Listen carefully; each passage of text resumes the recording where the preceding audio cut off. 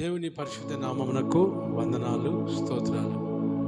మరి గడిచిన సెప్టెంబరు 1వ తారీఖు నుంచి మరి అక్టోబర్ 16వ తారీఖు వరకు ప్రభు సన్నిధిలో ప్రభు యొక్క సహాయం ఎంతగానో అనుభవిస్తూ ఆయన నామాన్ని కీర్తించుట, ఘనపరచుట నాకు ఇచ్చిన ధన్యత.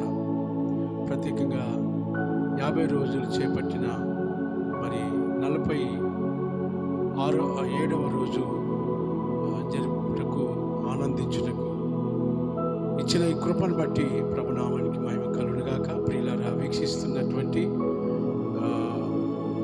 ఈ యొక్క ఛానల్ ద్వారా మరి కల్వరి వసన్న మినిస్ట్రీ ఛానల్ ద్వారా చూస్తూ ఆనందిస్తూ ప్రభులో బలపడుతున్న మీ అందరికీ నా హృదయపూర్వకమైన వందనాలు. Thank you. మరొకసారి సాయంత్రం సమయంలో ప్రార్థన ద్వారా ఈ కార్యక్రమాన్ని ప్రారంభించుకుందాం. ఈ సమయంలో మన ప్రియ సహోదరి కావలి నుంచి ఇది నా ప్రత్యేకంగా దేవుని యొక్క నామములో ప్రేరణ ద్వారా మరి జైరాబాద్కి రావడం జరిగింది. వారు ముందుకు వచ్చి ప్రార్థన చేస్తారు. హల్లెలూయా, స్తోత్రం, స్తోత్రం, స్తోత్రం.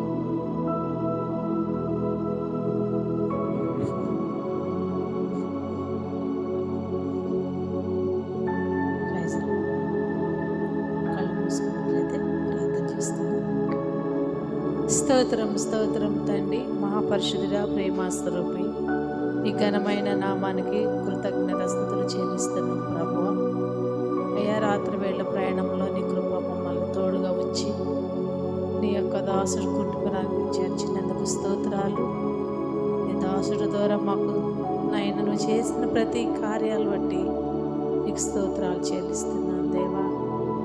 నైనా నీ దాసుడు 50 రోజులు ఫాస్టింగ్లో తండ్రి, నీ దాసుడు పక్షాన మీరున్న కృపను బట్టి మహిమ చెల్లిస్తున్నాం తండ్రి. సంఘాన్ని పరిచయని అయ్యా మీరు ఆశీర్వదించినందుకు వందనాలు. నీ బిడ్డను బాగుగా మీరు వాడుతున్నందుకు స్తోత్రాలు చెల్లిస్తున్నాం ప్రభు. ఆరోగ్యమును, బలమును, శక్తిని నీ దాసుడు పట్లను కుమ్మరించినందుకు కూడా కృతజ్ఞతాస్తుతులు చెల్లిస్తున్నాం తండ్రి. పరిచయం అంతట్లో కూడా నీ తోడు, నీ కృప, నీ వాత్సల్యత నాయన చూపినందుకు స్తోత్రాలు చెల్లిస్తున్నాం దేవా. ఇంతవరకు నాయన 47 దినాలు నువ్వు ఉండి నాయన నీ బిడ్డని ఇంతవరకు ఫాస్టింగ్లో ఆరోగ్యమును, ఔషధిని తండ్రి, శక్తిని, బలాన్ని ఇచ్చినందుకు స్తోత్రాలు చెల్లిస్తూ మినిస్ట్రీస్ని ఆశీర్వదించండి. ఇంటున్న ప్రతి ఒక్కరిని ఆశీర్వదించండి. ప్రతి బిడ్డని, కుటుంబాలను బలపరచండి దేవా. అనేక మందిని అయ్యా ఈ ఒక్క నా తండ్రి నాయన వాక్యము ద్వారా అయ్యా అనేక మందిని బలపరచండి. కుటుంబాలతో నాయన సన్నిధికి నడిపించండి. ప్రతి ఒక్కరిని ఆశీర్వదించండి అయ్యా. అయ్యా మీరుండి మాట్లాడుతున్నందుకు స్తోత్రాలు. ఇంకా పెద్ద పెద్ద సభలలో, పెద్ద పెద్ద దేశాలలో నీ సేవకుని మీరు వాడబోతున్నందుకు కూడా స్తోత్రాలు చెల్లిస్తూ బలమును, శక్తిని, ఔషధిని, ఆరోగ్యముని మీరు నీ దాసుడి మీద కుమ్మరించి నాయన నీ దీవెనలతో నింపి ఇచ్చిన తండ్రి మాస్టరమ్మను బట్టి, ఇచ్చిన కుమార్తె అల్లుని బిడ్డను బట్టి కూడా కుటుంబం చుట్టూ కూడా నీ కంచె, నీ కాపుదార, సంఘాన్ని పరిచయని, ప్రతి విశ్వాసుల కుటుంబాన్ని, గ్రామాన్ని మీరు బలపరిచి ఆశీర్వదించి మహిమ తెచ్చుకోమని నజరుడు యేసయ్య నామములో అడుగుతూ ప్రార్థిస్తూ వేడుకుంటున్నాను తండ్రి, ఆమేన్. అలాగే మరి ఒక చిన్న పాట పాడుకుంటూ దేవుని గనపరుచుకుంటూ ముందుకెళ్ళిపోదాం. కొద్ది రోజులైతే మనము క్రీస్తు జనన మాసంలోనికి వెళ్ళిపోతాం. క్రీస్తు సంబరాల్లోనికి మనం వెళ్ళిపోతాం. ఆయన జన్మదిన సంబరాల్లోనికి వెళ్ళిపోతాం. ప్రతి ఇంటికి సంతోషం, ప్రతి వాడకి సంతోషం, ప్రతి దేశమునకు, ప్రతి రాష్ట్రమునకు, స్టేట్స్కు చాలా సంతోషం. ఎందుకంటే ఆయన లోకరక్షకుడిగా పుట్టబోతున్నాడు. ఎప్పుడో పుట్టాడు కానీ ఆనవాలుగా మరి ప్రతి ఒక్కరు కూడా గుర్తు చేసుకొని ఆనందపడతారు. అందుకని నా ప్రియులారా, ఈ సంబరాలు ప్రపంచంలోనే అన్నిటికంటే గొప్పవి, అందరికంటే గొప్పవి. అన్ని సుఖ సంతోషాలు కలిగించుకోవాలని అనుభవిస్తూ ఎన్నో కోట్ల డబ్బులు ఖర్చు పెడతారు కానీ ఇక్కడ ఖర్చు పెట్టే అవసరం లేదు. ఆయన మనకు ఆనందం ఇవ్వడానికే, మన సంతోషంగా మన జీవితాలు మార్చడానికే ఆనందభరితుడిగా ఈ లోకంలో పుట్టే దినాలు, జరుపుకునే సంతోష ఆ గడియలు రాబోతూ ఉన్నాయి. దేవునికి స్తోత్రం. అందుకనే ఈ సందర్భం బట్టి నేను రాసిన ఒక కీర్తన, నా దేవుడు సజీవుడు, నా ప్రియుడు నజరేయుడు అనే ఒక పాట రాశాను. కాబట్టి ఆ పాట పాడుకొని దేవుని మహిమపడదాం. దేవుని స్తోత్రం. నా దేవుడు సజీవుడు, నా ప్రియుడు నజరేయుడు, నన్ను ప్రేమించి నాకై వచ్చెను, నా కోసమే జన్మించెను, నా కోసమే జన్మించెను. నా దేవుడు సజీవుడు, నా ప్రియుడు నజరేయుడు. ఆదిలో ఆత్మదేవా జలములపై అల్లాడినావా, ఆదిలో ఆత్మదేవా జలములపై అల్లాడినావా, ఆశ్చర్యకరుడైన యేసు అంతము వరకు నడుపును, ఆశ్చర్యకరుడైన యేసు అంతము వరకు నడుపును. నా దేవుడు సజీవుడు, నా ప్రియుడు నజరేయుడు. శోధనలో వేదనలో చిక్కి నీవు ఉన్నప్పుడు, శోధనలో వేదనలో చిక్కి నీవు ఉన్నప్పుడు, నా చెయ్యి పట్టి లేపెను, నాతో మాట్లాడి బలపరిచెను. నా దేవుడు సజీవుడు, నా ప్రియుడు నజరేయుడు. నా దేవుడు సజీవుడు, నా ప్రియుడు నజరేయుడు, నా ప్రియుడు నజరేయుడు. హల్లెలూయా. ప్రభునామానికి నా ప్రియులారా, మీ అందరికీ నా హృదయపూర్వకమైనటువంటి వందనాలు, స్తోత్రాలు చెల్లిస్తున్నాను. గూఢమైనటువంటి వాక్య భాగంలోనికి మనం వెళితే, మార్కు సువార్త ప్రియులారా 12వ అధ్యాయంలో ఒక మంచి మాట జ్ఞాపకం చేసుకుందాం. దేవునికి స్తోత్రం.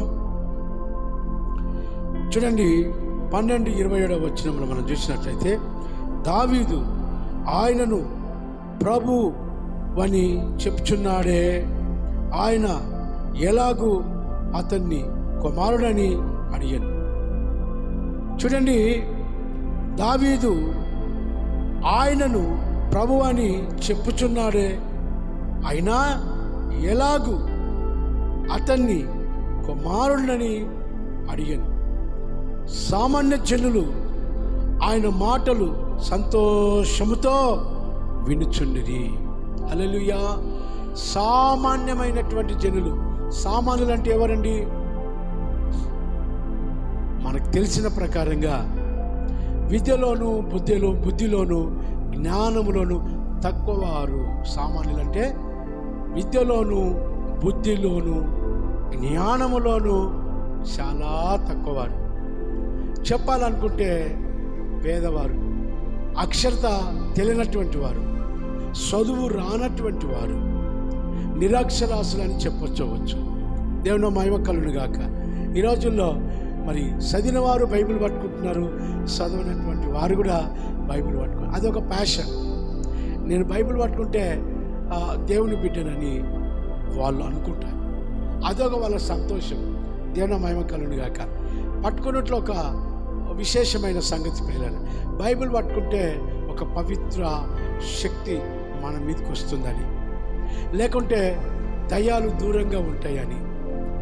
అంతేకాదు, మరి బైబిల్ పట్టుకొని వెళుతూ ఉంటే ఈమె ఎక్కడనో చర్చికి వెళ్తుంది, ఎక్కడనో మీటింగ్కి వెళ్తుంది, ఎక్కడనో సభలకు వెళ్తుంది.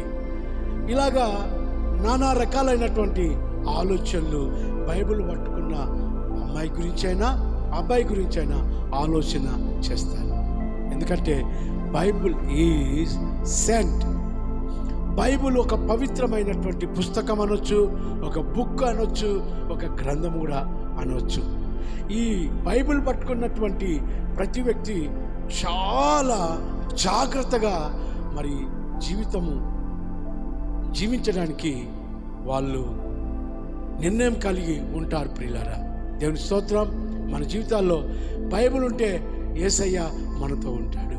ఆమేన్. హల్లెలూయా, హల్లెలూయా. చాలామంది బైబిల్ ఇష్టపడినటువంటి వాళ్ళు తప్ప ఇష్టం లేనటువంటి వాళ్ళు కొందరు. కాబట్టి బైబిల్ మరి చాలా ప్రియులారా చెప్పాలనుకుంటే అదొక తల్లి కంటే శ్రేష్టమైనటువంటిది, తండ్రి కంటే బలమైనటువంటిది. ఎందుకంటే ఈ బైబిల్ అనేది దేవుని మాటలతో కూడి ఉన్నది. హల్లెలూయా. దేవుని జ్ఞానంతో కూడి ఉన్నది, దేవుని శక్తితో కూడి ఉన్నది, దేవుని ఆత్మతో కూడి ఉన్నది, దేవుని అభిషేకంతో కూడి ఉన్నది. ప్రియులారా, ఈ బైబిల్ ఒకవేళ మోయిచున్నటువంటి వాళ్ళు ఉంటే ఆ బైబిల్ మనల్ని మోస్తుందంట. బైబిల్ని కనుక నీవు మోస్తే నిన్ను ఆ బైబిల్ మోస్తుంది. Bible equal Jesus. Hallelujah. Bible యేసుక్రీస్తు ప్రభువారు, బైబిల్ యేసుక్రీస్తు ప్రభువారు, బైబిల్ ఒక రక్షకుడు, బైబిల్ ఒక అభిషేకం, బైబిల్ ఒక రారాజు యొక్క చరిత్రను బయలుపరిచేది. నా ప్రియమైన వీళ్ళారా, బైబిల్ పరలోక రాజ్యానికి తలుపు లాంటిది. హల్లెలూయా. బైబిల్ ఏదో ఆశ తమాషతో కూడినటువంటిది కాదు. ఎప్పుడైతే నీ చేతులకు వస్తుందో అప్పుడు నీ చేతి పట్టుకున్నట్లే యేసు ప్రభు.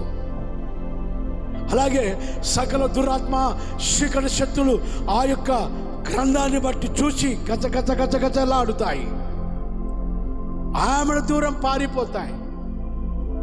బైబిల్ చదివినటువంటి వాడు మహాజ్ఞాని. ఎందుకంటే ఈ బైబిల్లో ఉన్న ప్రతి వర్డ్ దేవుని నోట నుంచి ప్రవక్తలైన సేవకులకి అందింపబడింది కనుక వారి ఆలోచన దేవునిది వారి ఆలోచన. ఆ ఆలోచన ప్రతి వచనములో ఉన్నది, ఆ ఆలోచన ప్రతి వచనములో ఉన్నది. కనుక ప్రియులారా, బైబిల్ చదవాలి. మనము బైబిల్ చదివితే నీవు బలవంతుడు అవుతావు. బైబిల్ చదివితే నీ జీవితము తేటపరచబడుతుంది. బైబిల్ చదివితే పాపము నుంచి నువ్వు ఏర్పరచబడతావు. బైబిల్ చదివితే లోకము నుంచి నువ్వు ఏర్పరచబడతావు. అందుకనే క్రీస్తు బిడ్డలమైన మనము ఈ చెడ్డతరం వారికి వేరై జీవించాలి. హల్లెలూయా. కాబట్టి ఈ రోజుల్లో విశ్వాసులకి అవిశ్వాసులకి ఎటువంటి తేడా లేదు. గుడిలో బైబిల్, ఇంట్లో చేతుల ఇంకా ఏదో కనబడుతుంది, నోటిలో ఏదో పలుకుతూ ఉంటావు. కాబట్టి నువ్వు ఎప్పుడైతే ప్రభు బిడ్డగా ఉన్నావో టోటల్గా నీ తల నుంచి పాదముల వరకు సంపూర్ణంగా నువ్వు ఏర్పాటై you are a life is separate. Hallelujah. నువ్వు సపరేట్ అయినటువంటి బ్రతుకు కలిగి ఉంటావని తెలుసుకోవాలి దేవుని బిడ్డ. అందుకే అవిశ్వాసులకి విశ్వాసులకి పొత్తు లేదు.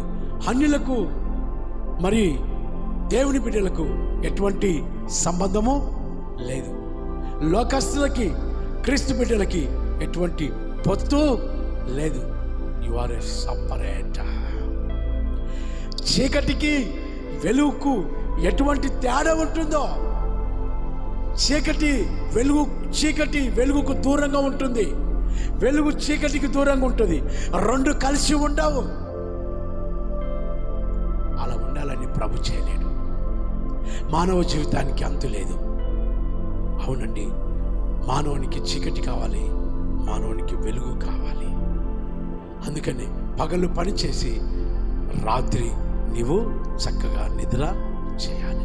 ఈ రోజున్న ప్రజలకి ఒక పగలు తినడం లేదు, ఒక రాత్రి తినడం లేదు. రాత్రి పని చేస్తున్నాడు, పగలు పని చేస్తున్నాడు.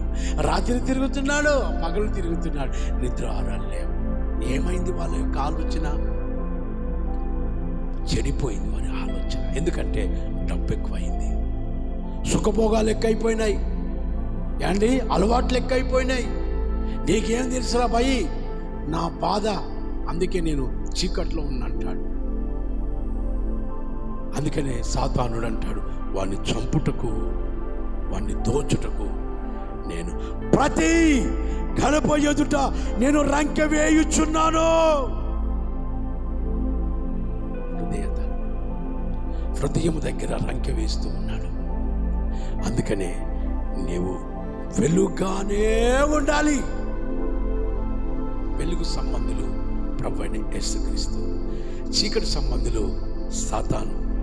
ప్రియులారా, మీరు సాతాను జనంగా ఉంటావా, యేసయ్య జనంగా ఉంటావా? యేసయ్య జనంగా ఉంటే నీకు సమాధానం, సాతాను జనంగా ఉంటే నీకు అసమాధానం.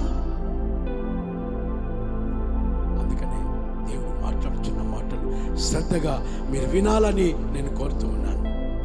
ఈ పూట ఎవరి బిడ్డగా నువ్వు ఉండాలని కోరుతున్నావు? చీకటి బిడ్డవా, వెలుగు సంబంధం కలిగినటువంటి బిడ్డవా? కాబట్టి నా ప్రియులరా, దినములు పరిపూర్ణమైపోతున్నాయి.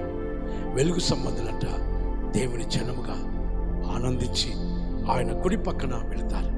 చీకటి సంబంధులు వారు ఎప్పుడు కన్నీరుతోనూ, ఎప్పుడు వేదనతోనూ, ఎప్పుడు బాధలు, ఎప్పుడు ఎప్పుడు ఎప్పుడు ఎప్పుడు ఎప్పుడు వారి జీవితాల్లో భయంకరమైనటువంటి స్థితిగతులు. అందుకని వారికి నెమ్మది, శాంతి లేదు. దేవుని కృప ద్వారా నా ప్రియులారా, మరి దేవుని బిడ్డలైన వారికి శ్రమ పర్వాలేదు, వాళ్ళకు కూడా కన్నీళ్ళు ఉంటాయి. కన్నీరంతా తుడచును, కనుపాపవలె కాపాడును. కన్నీరంతా తుడచును, కనుపాపవలె కాపాడు. కారు మేఘము వాలే కష్టములు వచ్చినను కనికారించి నిన్ను కాపాడును. కారు మేఘము వాలే, ఎట్లాగా? కారు మేఘం వలె కష్టాలు వచ్చినప్పటికీ కనికారించి నిన్ను కాపాడును. రమ్మానుచున్నాడు నిన్ను ప్రభు యేసు, వాంఛాతనా కారాము చాపి రమ్మానుచున్నాడు,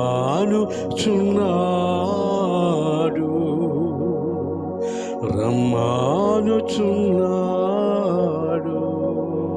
హల్లెలూయా, ప్రభునామానికి మహిమ కలుగును గాక.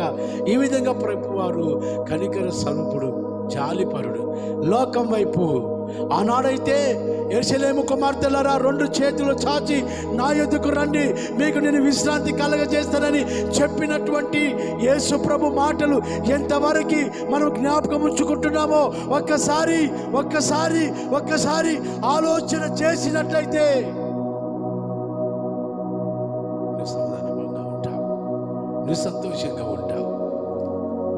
నా ప్రియులారా, ఇక్కడ శిశువులు దేవుని మాటలు వాళ్ళు గ్రహించడం లేదు. ఇక్కడ శాస్త్రులు దేవుని మాటలు గమనించడం లేదు. ఇక్కడ సద్దుకాయలు దేవుని మాటలు గ్రహించడం లేదు. ఇక్కడ మరి తెలివితేట గల వారు దేవుని మాటలు గ్రహించడం లేదు. కానీ మరి మార్కు 12 మరి చూసినట్లయితే నా ప్రియులారా, సామాన్య జనులు ఆయన మాటలు సంతోషముతో వినుచుండిరి. సామాన్య జనులు ఊరికి వెలుపల ఉన్నటువంటి వారు, విద్య లేనటువంటి వారు, అందము లేనటువంటి వారు, ఆస్తి లేనటువంటి వారు, ఇదిగో దేవుని మాటలు సంతోషముతో సంతోషముతో సంతోషముతో వాళ్ళు వినుచు సంతోషించిరి. ఎప్పుడైతే నువ్వు నిజంగా దేవుని మాటలు ఆలకించి నీ బ్రతుకు ఆయన వైపు నిలుస్తుందో అప్పుడు మెలిగేది ఏంటంటే తెలుసా? సంతోషమే. హల్లెలూయా. ఎందుకు నీకు కన్నీరు? ఎందుకు నీకు వేదన? ఎందుకు ఆ బాధలు?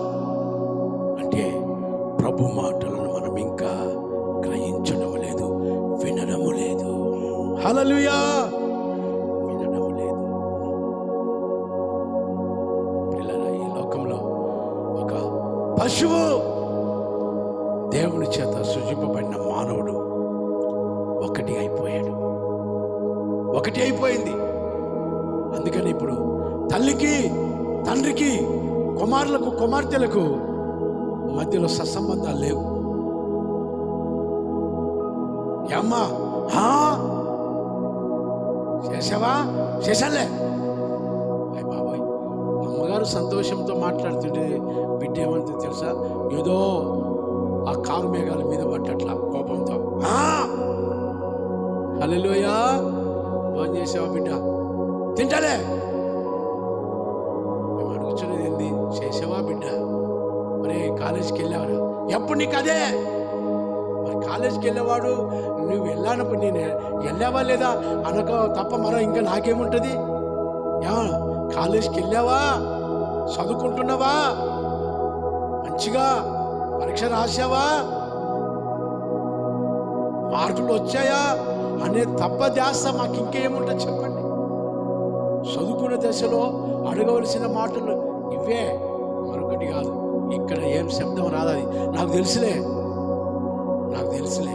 ఏం తెలుసు? జీరో. హల్లెలూయా. జీరో. భక్తిలో జీరో, భయములో జీరో, విశ్వాసంలో జీరో, వాక్యం చదువుటో జీరో, సంఘానికి వెళ్ళుటో జీరో. ఎక్కడ చూసినా సరే నీ జీవితంలో zero zero zero zero zero. నా ప్రియులారా, అక్కడ ఒకసారి భక్తుడైనటువంటి రాములో ప్రవక్త అననీయ దగ్గర ఒక బుడత పెరుగుతూ ఉన్నాడు. సమూయేలు ఆయన పేరు. సమూయేలు, నా ప్రభువా, అయ్యా ఉన్నానయ్యా. మరొకసారి సమూయేలు అన్నప్పుడు, నా తండ్రి చెప్పు. చిన్న బుడత మాట్లాడుతున్నాడు, చిన్న సమూయేలు మాట్లాడుతున్నాడు సంఘంలో. ఈసారి ప్రభువారు మాట్లాడితే చిత్తం ఉన్నానని చెప్పుకోడుక. నిజంగా అదే మాట భక్తుడైనటువంటి సేవకుడైనటువంటి అన్నయ్య చెప్పినట్లే పెరుగుతున్న సమూయేలు దేవునితో మాట్లాడుతున్న మాట. అందుకనైనా రాజులను అభిషేకించే ప్రవక్తగా దేవుడు అతన్ని అభిషేకించాడు. నీకు విధేయత లేదు కాబట్టి, నీకు వినయం లేదు కాబట్టి, ఒక గురువు పట్ల, ఒక తండ్రి పట్ల, ఒక సేవకుని పట్ల. అందుకే నీ జీవితం ఎలా ఉంది తెలుసా? ఇస్తరాకులా ఉంది. ఎలా ఉంది? ఇస్తరాకులా ఉంది. పిల్లరా, పేరుకి ఇస్తరాకు కానీ చినిపోతే దేనికి పనికిరాదు. ఏమంటే అవునండి, పేరుకు అది ఇస్తరాకే. దాన్ని భద్రంగా ఉపయోగించుకుంటే అది ఇస్తరాకే. అజాగ్రత్తగా దాన్ని ముదరడం కానీ, పక్క పెట్టడం కానీ, తొక్కడం కానీ, ఇంకా అది ఇస్తరాకు కాదు. పిల్లరా, చినిగిన ఇస్తరాకు అంటారు. అది దేనికి పనికిరాదు. గాజు గ్లాసు చేతిలో ఉన్నంత వరకు అది అందంగా ఉంటుంది. జాగ్రత్త కొడుక, అది గ్లాసుతో చేయబడినటువంటిది. అది అందమైన మరి గ్లాసు. ఒకవేళ తప్పుజారి చెయ్యి విడిస్తే అది కింద పడితే ఏమవుతుంది? పగిలిపోతుంది. హల్లెలూయా, హల్లెలూయా. పగిలిపోతుంది. పగిలిపోయిన గ్లాసు, చినిగిపోయిన ఇస్తరాకు, చెడిపోయిన హృదయం ఒకటే. హల్లెలూయా. జ్ఞాపకం చేసుకుందాం ప్రియులారా. అందుకే దేవుడు పడిచెడిన దాన్ని, పగిలిపోయిన దాన్ని, పాడైన దానిని, దిబ్బలను, గోడలను తిరిగి నిర్మించడానికి కట్టుటకు పరమ శిల్పిగా ఆయన బెత్లెహేములో 2000 సంవత్సరాల కిందట బెత్లెహేములో పరిశుద్ధాత్మ ద్వారా ఆయన కన్యక మరియ గర్భమందు జన్మించెను. హల్లెలూయా. నా ప్రియమైనటువంటి వాళ్ళ ఆశ తమాషాక ఏదో అందరిలాగా పుట్టలేదు ఆయన. యేసు ప్రభు అందరిలాగా పుట్టలేదు, పని లేదని రాలేదు. ఇక్కడ ఆయనకు గొప్ప పని. దూతల ద్వారా దివారాత్రములు ఆరాధన పొందుతున్నటువంటి వాడు. నీకులా నాకులా తిరిగేవాడు కాదాయన. ఆయన పరిశుద్ధుడు. శరుపులు ప్రధానులు దివారాత్రులు ఆరాధన చేస్తూ ఉంటే ఆస్వాదం చేసుకొని ఆనందించేవాడు ఆయన. తన ప్రజల కన్నీళ్లు తుడిచేవాడు. తన ప్రజల కష్టాలను, తన ప్రజల గాయాలను, తన ప్రజల రోగాలను, తన ప్రజల శ్రమలను తొలగించే నమ్మకమైన దేవుడు ఆయన. ఆయనే నజరేయుడైనటువంటి యేసుక్రీస్తు. శాస్త్రుల గురించి జాగ్రత్త, వాళ్ళు నిన్ను విననీయరు. మారుమనసు లేని వాడు మారుమనసు గల వానికి దోస్తూ ఉన్నాడు అనుకోండి. వాడు ఎప్పుడైనా నీ మాట వింటాడా? చెప్పండి, వింటాడండి? వినడు. మార్పు లేనటువంటి వాడు నీ మాటలు ఎందుకు వింటాడు? హల్లెలూయా. కాబట్టి నా ప్రియులారా, దేవుని మాటలు వినాలంటే నీలో మొదటిగా మార్పు కావాలి. ప్రస్తుతం ఉన్న సిచ్యువేషన్, ప్రస్తుతం ఉన్న మరి ఈ పరిస్థితుల్లో దేవుడు నీతో మాట్లాడి నీకు సంతోషం కావాలంటే మొదట నీవు మార్పు చెందాలి. మొదటిగా నీవు మార్పు చెందాలి. నా ప్రియులారా, శాస్త్రులు అనగా గొప్ప తత్వవేత్తల వాళ్ళు, మహా చదువుకున్నటువంటి వాళ్ళు, డిగ్రీ పైన డిగ్రీ పొందుకున్నటువంటి చాలామంది వాక్యములో శాస్త్రుల గుణాలు కలిగి ఉంటారు. నాకు మించిన వాడు వాక్యము ఎవడు, నా అంత చక్కగా, నా అంత అర్థభావంగా చెప్పేవాడు లోకంలో ఎవరు లేరు. ఒక ఈగో. నా సంఘానికి ఇంతమంది వస్తారు. నా సంఘానికి ఒక అక్క ఏం చెప్తుందంటే, నా శివంతా జోరిగా జోరినట్టు అంటుంది. జోరిగా జరిగితే ఇది ఎట్లుంటుంది తెలుసా? ఇట్లా ఇట్లా ఇలా ఇలా ఇలా ఏం చెప్తుందంటే, మా సంఘానికి 3000 మంది వస్తారు, మా సంఘానికి 5 ఒక్కొక్కసారి 10,000 మంది వస్తారు. ఆయన చర్చిలంట ఎక్కడెక్కడ ఉన్నాయంట తెలుసా? ఓ అమ్మో, దేశమంతున్నాయంట, లోకమంతున్నాయంట. హల్లెలూయా, హల్లెలూయా. ఆయన బోధించడానికే భక్తుడు కానీ వినడానికి మాత్రం భక్తుడు. చాలా మంది బోధిస్తారు, వినమంటే వినరు. అందరు వినాలి కానీ నేను వినను. ఆ బోధ అనమాట, ఆ తర్పిదు. సారీ, బోధ చేసేవాడు మొదటిగా వినాలి. బోధ చేసేవాడు ఏం చేయాలి? మొదటిగా వినాలి. జీవిత చదువులు చదవాలి. నేను ఎలా ఉన్నాను సంఘంలో, నేను విశ్వాసులకు ఎలా ఉన్నాను? బోధించేవాడు చాలా గొప్పగా ఫీల్ అవుతాడు.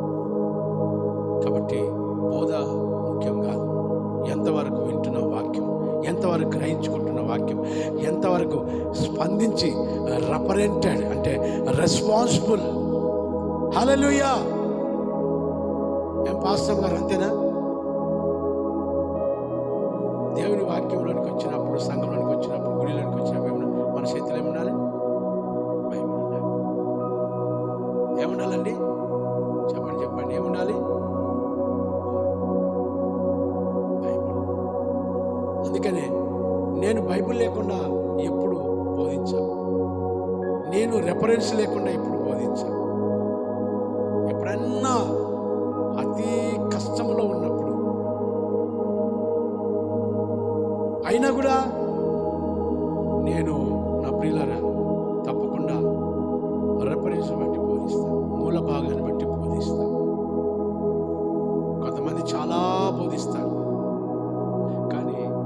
మాకు నేర్పిన నా ప్రభువారు, మా దైవజనులు, మా అభిషేక్త నాయకులు దైవజనులు యేసన్న గారు, వారు జీవితమే ఒక అద్భుతమైన సాక్ష్యం. నిజంగా ఆయన యొక్క స్టిట్ అయినటువంటి బ్రతుకు ఈనాడు ప్రపంచమంతా వారు సేవకులను, విశ్వాసులను సంపాదించుకున్నాడు.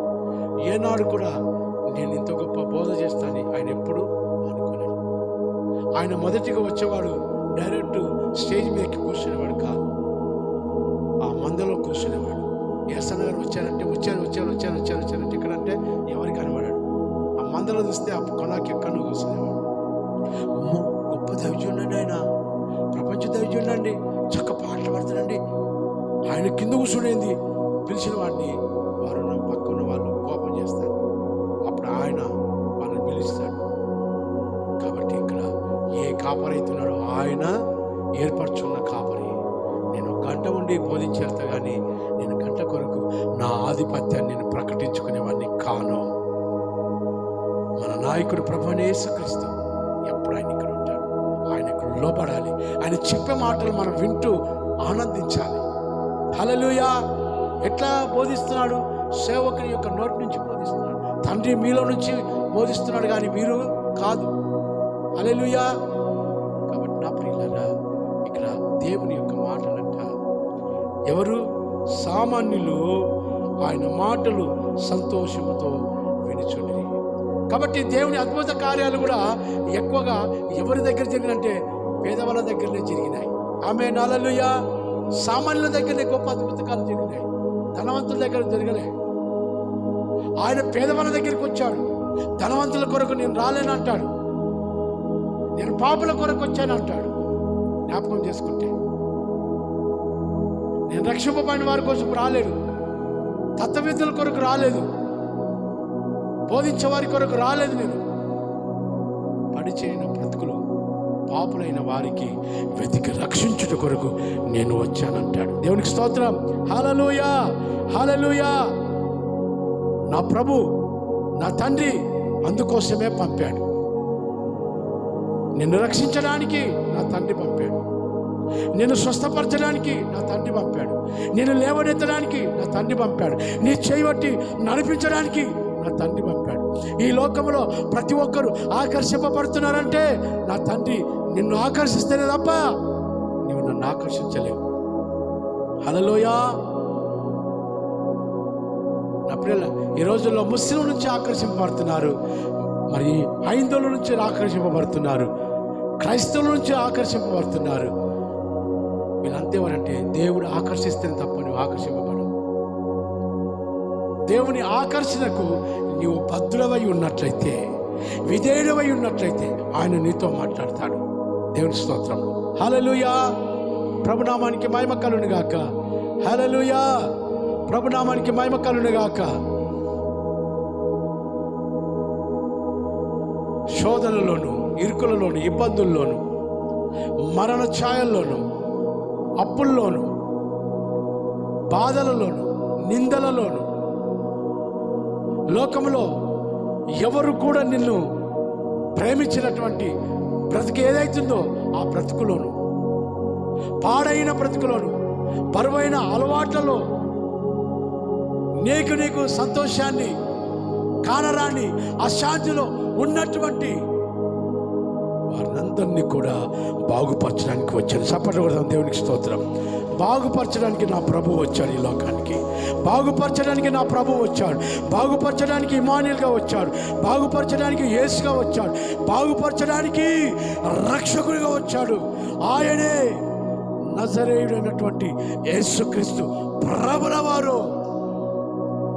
ఆయన కూడా రెండవ రాకడ రాబోతున్నాడు. ఎవరి కొరకంటే అందులో నుంచి విడిపింపబడి దాన్ని కాపాడుకున్నటువంటి వారి కొరకు రాబోతూ ఉన్నాడు. ఇప్పుడు నువ్వు చెడిపోయినా, విన్నా, వినకపోయినా ఆయనకు అది లేదు, ఆ ఉద్దేశం లేదు. ఎవరైతే రక్షణను కాపాడుకుంటారో, ఆత్మీయతను కాపాడుకుంటారు, విశ్వాసాన్ని కాపాడుకుంటారు, పరిశుద్ధతను కాపాడుకుంటారు, సంఘాన్ని కాపాడుకుంటారు, సంఘంతో కలిసి జీవిస్తారు, దేవునికి భయపడి దేవునికి విధేయతతో ఎప్పుడైతే జీవిస్తారో వారి కొరకే ఆయన రెండవ రాకడ రాజుల రాజుగా నీ రక్షకుడిగా ఆయన ప్రత్యక్షత ఈ లోకంలో నీ కొరకు ఆయన రాబోతూ ఉన్నాడు. వారి సామాన్యులు వారి జీవితాలు జీవ గ్రంథంలోకి వచ్చాయి.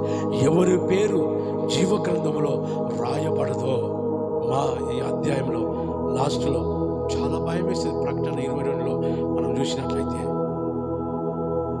తప్పక వారికి తీర్పు ఉంటుందంట.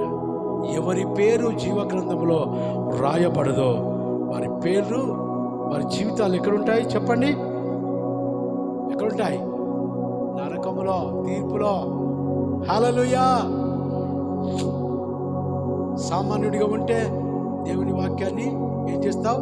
వింటావు, దాని యందు నీవు ఆనందిస్తావు. అందుకని యెహోవా ధర్మశాస్త్రమందు దివారాత్రము ధ్యానించేవాడు ధన్యుడు. అంటే సంతోషం, సమాధానం. ధన్యుడంటే సో హల్లెలూయా. ఒక మరి రన్నింగ్ పోటీలో పందెంలో గెలిచిన వానికి ఒక మంచి బహుమానం ఉన్నదంటే మరి ఆయన పేరు పిలిచినప్పుడు ఏడ్చుకుంటూ వస్తారా? పరిగెత్తుకొని సంతోషంతో వస్తాడా? ముందుకు సంతోషంతో వస్తాడు. కారణం తెలుసా? అతడు కష్టపడి ఒక విధేయుడిగా ఒక క్రమపద్ధతిలో పరిగెత్తుతాడు కాబట్టి ఆయన గెలుపుకు బహుమానం సంతోషంగా ఉంటుంది. కాబట్టి అందుకనే ఒక సామాన్యుడిగా బ్రతకాలంటే దేవుని దీవెనలు నీకు వస్తాయి. సామాన్యుడిగా జీవించాలి, దేవుని వాక్యం నీకు అర్థమవుతుంది. సామాన్యుడిగా జీవించాలంటే దేవుని మందిరం గుర్తుకొస్తుంది. సామాన్యుడిగా జీవిస్తే సేవకుడు గుర్తొస్తాడు, పరిచర్య గుర్తొస్తుంది, పరిచారము గుర్తొస్తుంది. సామాన్యుడిగా బ్రతికితే దేవుని వాక్యం నీకు అర్థమవుతుంది. 72 ఏళ్ళు బ్రతికిన ఒక ప్రవక్తకి దేవుని వాక్యం అర్థం కాలేదంట. హల్లెలూయా. ఆ ప్రాంతానికి ఆయన ఒక అధికారి. యోహాను సువార్త 2వ అధ్యాయంలో ఉంటుంది, 3వ అధ్యాయం. యూదుల అధికారి అయినటువంటి నికోదేము మారు మనసు అంటే ఆయనకు అర్థం కాలేదంట. Praise the Lord. హల్లెలూయా. అర్థం కాలేదు. కొంత సీనట్ ఉన్నప్పటికీ దేవుని వాక్యం అర్థం కాదండి, పరిశుద్ధాత్మ అర్థం కాదండి, రక్షణ అంటే అర్థం కాదండి, బాప్తిసం అంటే అర్థం కాదండి. ఇంకా చాలామంది బాప్తిసం తీసుకున్నాక చాలామంది వెనుక ఉన్నారు. ఏమండి బాప్తిసం అంటే ఇంకా సార్ కొంచెం టైం ఉంది అంటారు. అంటే మనం తెలుసుకోవాలి ఆయనకు వాక్యం అంటే యేసు అంటే ఆయనకి ఎవరో తెలియదు. కాబట్టి నీ జీవితంలో దేవుడు నీకు అర్థం కావాలనుకుంటే, దేవుని శక్తి నీకు అర్థం కావాలనుకుంటే ఒక సామాన్యుడిగా బ్రతకాలి. హల్లెలూయా. హల్లెలూయా. నా ప్రియులారా, నేను ఒకటే అడిగాను, 5 నిమిషాలు చెప్పానా లేకుంటే గంట చెప్పాలా, కేక్ కట్ చేయాలా? అక్కడ అందరు కూడా సార్ కేక్ కట్ చేయని చెప్పాను. కేక్ కట్ చేయమన్నప్పుడు వెంటనే వాక్యం చెప్పలే. ఎందుకంటే వాళ్ళు సామాన్యులు గారు, చాలా గొప్పవారు కాబట్టి వాళ్ళకి ఎంత చెప్పినా కూడా పందుల ముందుట ముత్యాలు చల్లినట్టే. ఏమా అంతేనా? హల్లెలూయా. మరి నేనెందుకు వ్యర్థం చేయాలి? కేక్ కట్ చేసిన స్తోత్రం చెప్పి నాకు ఆత్రమని చేతులు కడుక్కున్నా. పిలాతు ఎట్లయితే చేతులు కడుక్కున్నాడో ఆ నిర్దోషి అయినటువంటి నజరేతు అయినటువంటి యేసుక్రీస్తు పట్ల నాకేం తెలియదు, ఆయన నిర్దోషి అని ఏం చేశాడు? చేతులు కడుక్కున్నాడు. నేను కూడా చేతులు కడుక్కున్నాను. కాబట్టి నా ప్రియులారా, ఇక భోజనము పోయేటప్పుడు ఖచ్చితంగా భోజనం చేపిస్తాడు. కూర్చున్న తర్వాత ప్రియులారా ఏం జరిగిందంటే ఒక మాట, బాబు నువ్వు బాప్తిసం తీసుకున్నావు. లేదు సార్. ఎప్పుడు తీసుకుంటావు అని. ఏం లేదు సార్, ఇప్పుడు తొట్టెలు ఉన్న అమ్మాయి, బర్త్డేకి సిద్ధపడిన అమ్మాయి కేక్ కట్ చేసినాం కదా, ఆ అమ్మాయి పెళ్ళికి వచ్చిన తర్వాత, పెళ్ళి అయిన తర్వాత నేను బాప్తిసం తీసుకుంటా సార్. ఎప్పుడు? పెళ్ళి అయిన తర్వాత. హల్లెలూయా. హల్లెలూయా. పెళ్ళి తర్వాత అంట. ఈమె 1 year బాప్తిసం 1 year బర్త్డే చేసుకుంటున్నాం. ఈమె ఎప్పుడు 20 సంవత్సరాలు పెరగాలి, ఎప్పుడు సంబంధం రావాలి, ఆమె ఎప్పుడు పెళ్లి కావాలి, ఈయన ఎప్పుడు బాప్తిసం తీసుకోవాలి. ఏమండి, ఈ రోజుల్లో అలాంటి మరి బ్రతుకులు బతుకుతున్నారు ఈ క్రైస్తవ లోకంలో. అందుకే ప్రభువారు వారికి వేరుగా ఉంటున్నాడు. సామాన్యులకు వాస్తవానికి వారికి తోడుగా ఉండి చేయబట్టి నడుపుతూ ఉన్నాడు. ఎవరైతే వాక్యానికి లోబడతారో దేవునికి లోబడట్లే. కాబట్టి వారి ఇంటి బాధ్యత ప్రభుది, వారి ఇంటి ఆరోగ్యము ప్రభుది, వారి ఇంటిది ఆశీర్వాదము ప్రభుది, వారి ఇంటి ఆత్మీయత ప్రభుది. ఎందుకంటే టోటల్గా ఆ ఇంటి వారందరికీ ఆయన దేవుడై రక్షకుడై ఉన్నాడు కాబట్టి. హల్లెలూయా. కాబట్టి నా ప్రియులారా, ప్రత్యేకంగా మరి నీవు సంతోషంగా ప్రభులో ఉండాలంటే, ఆయన మాటలు వినాలంటే, ఒక సామాన్య జనముగా ఒక మరి నేనేమంటున్నానంటే తగ్గింపు మనసుతో ఎప్పుడైతే తగ్గింపు జీవితంలో ఉంటావో మరి తప్పకుండా దేవుని మాటలు నీకు అర్థమవుతాయి. ఆయన ఉన్నతమైన స్థితిలో నిన్ను లేవనెత్తాడు. ఆఖరికి ఏంటంటే, ఇదిగో పెంట కుప్పల మీద నుండి దీనులను పైకెత్తి రాజుల వరసాన రాజుల ప్రక్కన నేను కూర్చున్న పెట్టేదను. హల్లెలూయా. పెంట కుప్పల మీద నుండి దీనులనంట పైకెత్తి అంట రాజుల పక్కన కూర్చుని పెడతాడంట. కాబట్టి ప్రకటించిన సేవకులందరూ కూడా ఎలా ఉన్నారంటే దీనత్వం నుంచే వచ్చినటువంటి వాళ్ళే. ఈనాడు దైవజనులు ఏసన్న కానీ, దైవజనులు సతీష్ కుమార్ కానీ, దైవజనులు కేపాల్ కానీ, దైవజనులు మరి ఫౌండేషన్ ఏమండి ఆయన పేరు జయపాలన్న కానీ, మరి ఈనాడు కల్వరి ప్రత్యక్షతలో ప్రవీణన్న కానీ, ఈనాడు చాలామంది అయినా వీళ్ళందరి యొక్క జీవితాలు ఎలానంటే అడుగునా ఉన్నటువంటి పెంట కుప్పల మీద నుంచి వారిని లేవనెత్తి ఈనాడు ప్రపంచ రాజులను శాసించి పాలించే గొప్ప శక్తి వాళ్ళకిచ్చాడు. కాబట్టి నా ప్రియులారా, వారంతా గొప్పతనము నాకు లేకపోయినా నేను వారి పాదాలకు దుమ్ము లాంటి వాడను. ఈరోజు ఆయన మాటలు చెప్పడానికి కూడా నాకు ఇచ్చిన ఈ ధన్యత నేను ఎల్లప్పుడూ సామాన్యుడిగా ఉండి ఆయన మాటలు విని సంతోషించాలని ఆశపడుతున్నాను. కాబట్టి వీక్షిస్తున్న మీ అందరికీ కూడా సామాన్యులుగా ఉండి పరిశుద్ధతలో, విశ్వాసములో, ఆత్మీయతలో ఆయన మాటలు వినుటకు సిద్ధంగా ఉండాలని, దేవుని ప్రత్యక్షతలో మీరు నిలబడాలని కోరుతూ ఈ సమయాన్ని నేను ముగిస్తున్నాను. Thank you. God bless you. ప్రార్థన చేసుకుందాం.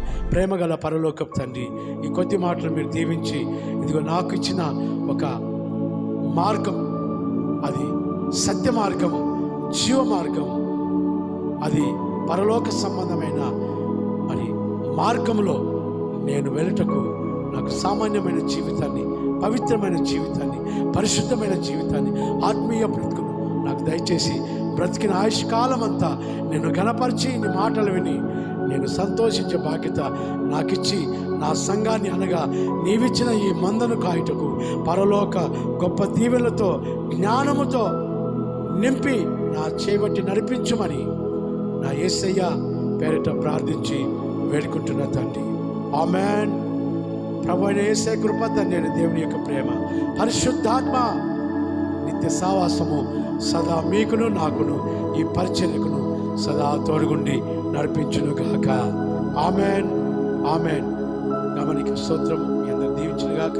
ప్రియులారా, ఈ యొక్క 50 రోజుల ముగింపు సభ మరి 20వ అక్టోబర్ అనగా సోమవారం ఉదయం 11:30 నుంచి 3 వరకు జరిగే ఆత్మీయ ఉపవాస ముగింపు సభలో మీరందరూ పాల్పంపులు పొందుకోవలసిందిగా ప్రేమతో మిమ్మల్ని అందరినీ ఆహ్వానిస్తున్నాను. జయరాబాదు నా క్రైస్తవ బిడ్డలకి జై క్రీస్తు. హల్లెలూయా. Praise the lord.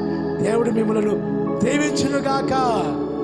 అలాగే ఆంధ్ర నుంచి వచ్చినటువంటి కావలి నా చెల్లెళ్ళు, వారు కూడా దీవించునుగాక. ఆమేన్. ఆమేన్.